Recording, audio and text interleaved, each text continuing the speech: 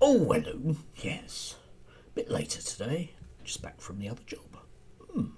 Anyway, yeah, I was going to do a piece about Julia Hartley Brewer, who might be thought of as, I don't know, almost like the personification in human flesh of the Daily Mail.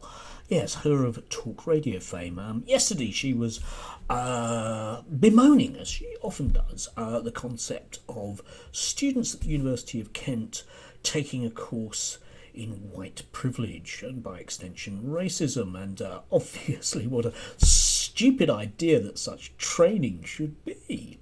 And I was just going to do a longer piece about that. I'll put a link down below. But, well, this morning I was listening to talk radio, good old Christo, and he was talking about the Sarah Everard case, and he had a young female guest on. If I can get a clip for you, I'll post it up. But I was really struck by, here's a man clearly out of his depth. As far as I can make it, younger than I am. And yet he struggles with the notion that men should do anything different in a society where we have events like the Sarah Everard case. Really genuinely struggles with it.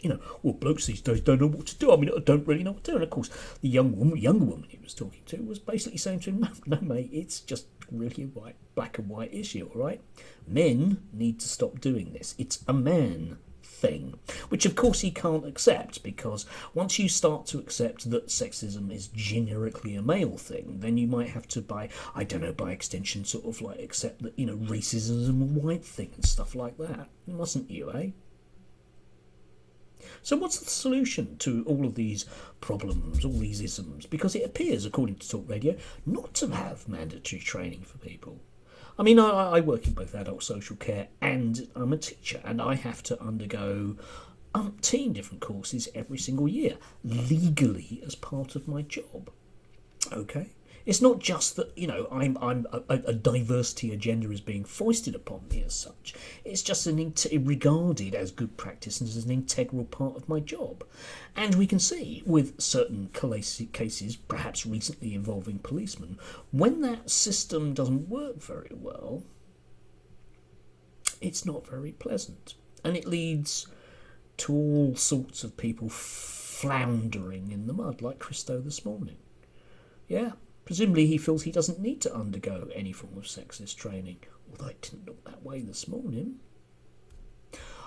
Anyway, I'd love anyone's thoughts on this, because for someone like me who's been a member of the progressive left since I was, basically slightly shorter than I am today, it's disheartening to listen to the same old arguments being banged out.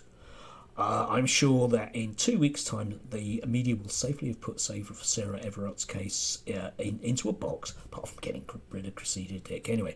And we can all just walk away and forget about it until the next one, and the next one, and the next one. And you can carry on doing that once every 3 days, and the next one, and the next one, and the next one, and the next one. Yeah? You might worry about knife crime in London. Yeah? Why don't you worry about women being killed by abusive men? Anyway, yeah, I'd love to hear anyone's thoughts about this. It was just, sometimes you just have to join dots.